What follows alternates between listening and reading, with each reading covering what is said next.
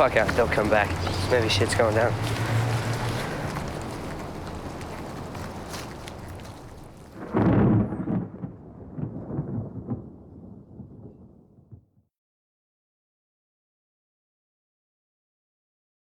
Well, the Columbine High School massacre was 4 years ago, and it was because of that incident that I thought there was so much press about it. There's so many different pieces that I thought that it'd be good to have a dramatic piece that investigated a similar area. It would have been somewhat fictional. It would not have been in like a fictionalization or a you know, something that approximated maybe the mind of the kids that ended up shooting the school and then killing themselves. And because of this sort of hypersensitivity at the time, it became something that nobody really wanted to do. Elephant was this 35 minute BBC production by Alan Clark.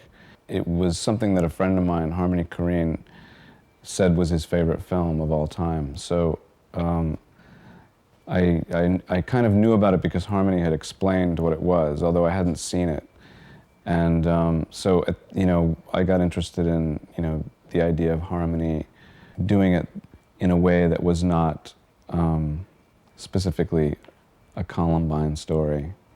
J.T. Leroy wrote a screenplay called Tommy Gun, and then we kind of left that screenplay behind, and we made something that we sort of got out of the students. We cast the students first, and then, you know, we were talking to them in interviews. And Mally Finn was a casting director, and she was very good at talking to the kids about their lives and things. And we kind of used their real lives in parts of the story. You know, other parts were not real, like the two killers weren't, you know, wasn't their real lives. That came more from, you know, the school violence and the school shootings. But other characters, like Eli, really is a photographer and really does like take pictures of punk rockers in the park, and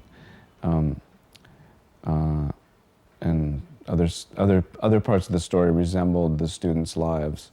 So it was kind of written. There was an outline written, but there wasn't what you'd call a screenplay.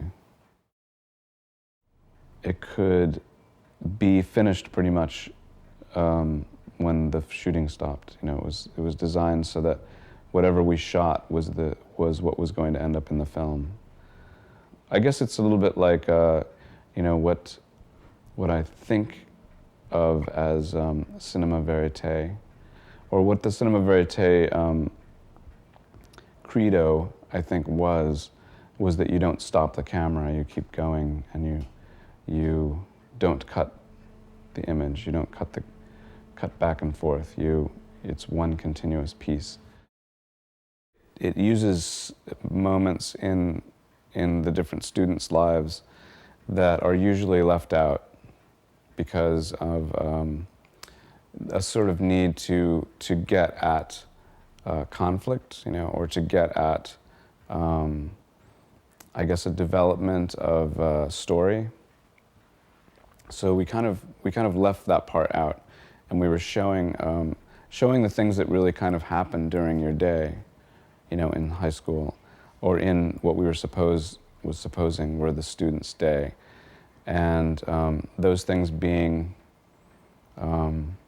you know, more mundane, more ordinary moments in their day, as a way, I guess, to describe, you know, themselves, you know, to sort of get at the students themselves by just watching them, you know, and sort of seeing how perhaps disconnected they are, or else seeing how ordinary they are in their day. And having that be the thing that sort of draws you into their world. And also that being the thing that it's going to be missing later, you know, this is going to be disrupted. You're watching the thing that's actually going to be destroyed. by this force that's sort of coming, you know. And also, I guess the lives of the two boys who are the killers is also presented in a very, you know, mundane way as well. And we were trying to like present the violence in a somewhat mundane fashion because of, I think, whenever we thought of the violence, whenever we thought of, you know, gunshots and, you know, people getting shot, we thought of it as something that was very boring and not exciting, you know, not like a movie, but like what we thought maybe it would really have been like, which was you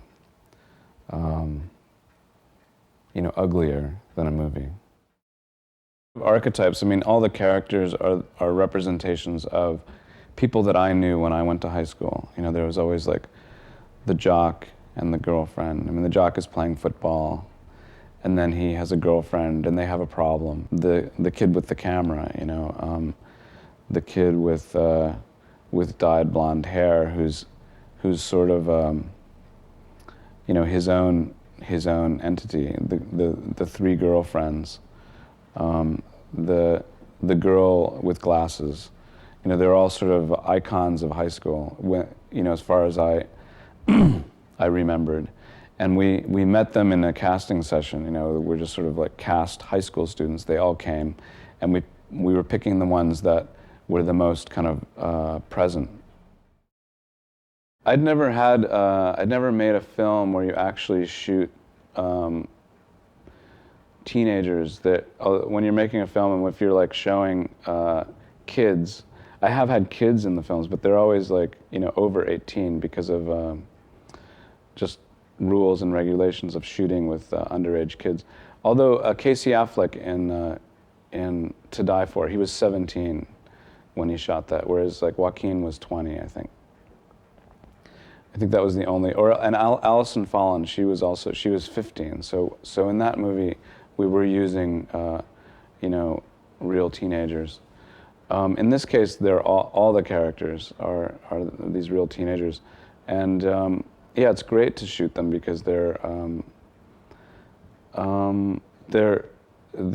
read so well as teenagers, and so I'm not used to being able to have, you know, you're always trying to pass off like an 18-year-old as a, you know, 16-year-old, and there is a difference, you know, when you actually get down to it. There's just the way everybody thinks and moves and behaves. There's quite a difference. You could get stabbed by that. There is a convention of what they'd call trained actors, and most projects have this need to have like you know, everything's written down in a screenplay, so you have to be able to like memorize lines. You have to be able to repeat lines and make them sound as if you're not doing lines. You have to like synthesize the lines, know them so well, and be able to like pretend like you're not reciting lines. And that's a difficult thing just for an ordinary teenager. But in our project, we had nothing written down. I think that the documentary aspect is partly due to the way that we're shooting it. I mean, we're sort of big fans of certain types of documentary filmmakers. I guess Harris, the cinematographer, and I, we find ourselves talking about Frederick Weissman. We don't exactly go and watch his movies, I guess because we've already seen them.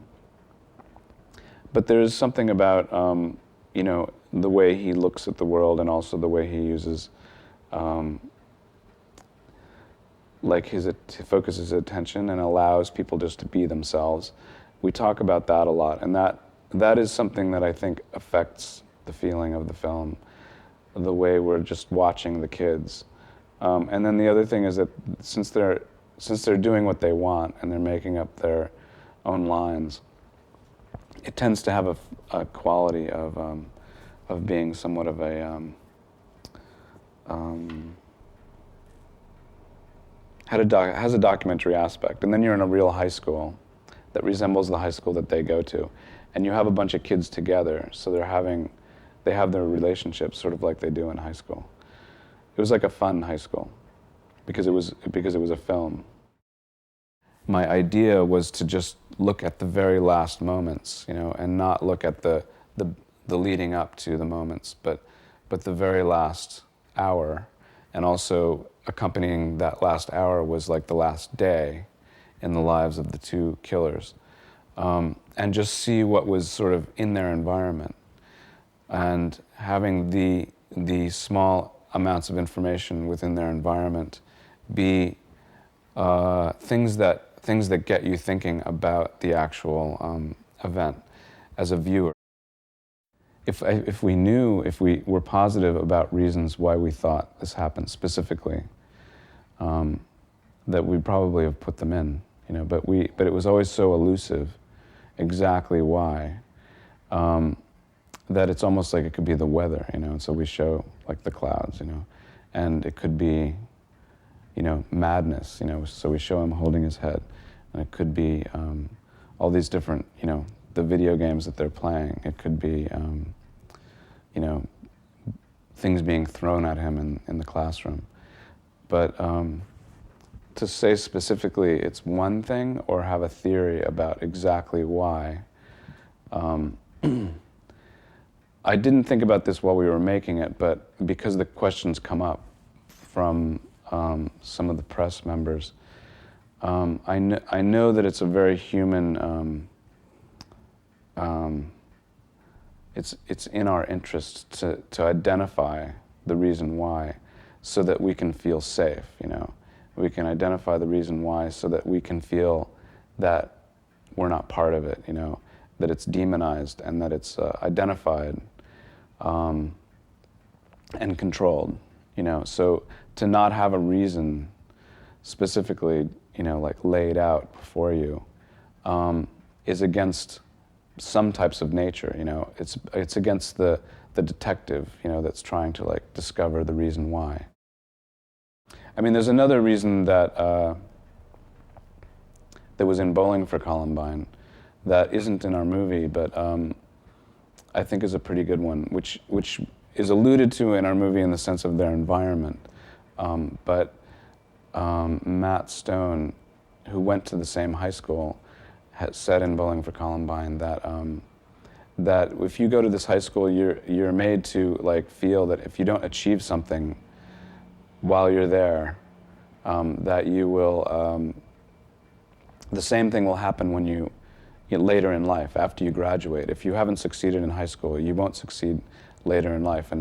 And as simple as that sounds to an adult, when kids are that young, they don't really know.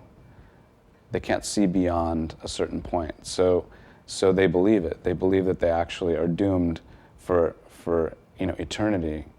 You know, if things aren't working out at school.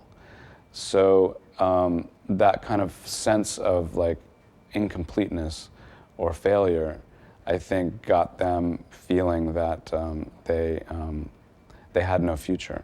And when they got to thinking about having no future, I think that they eventually like elected to commit suicide. And once they elected to commit suicide, then they thought, well, while we're doing that, let's have fun. You know, let's get back at the people that we hate.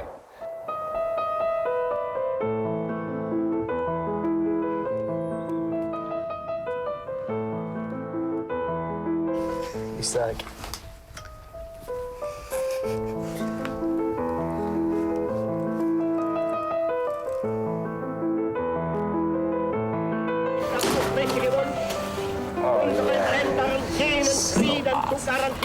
Peace, did Hitler say?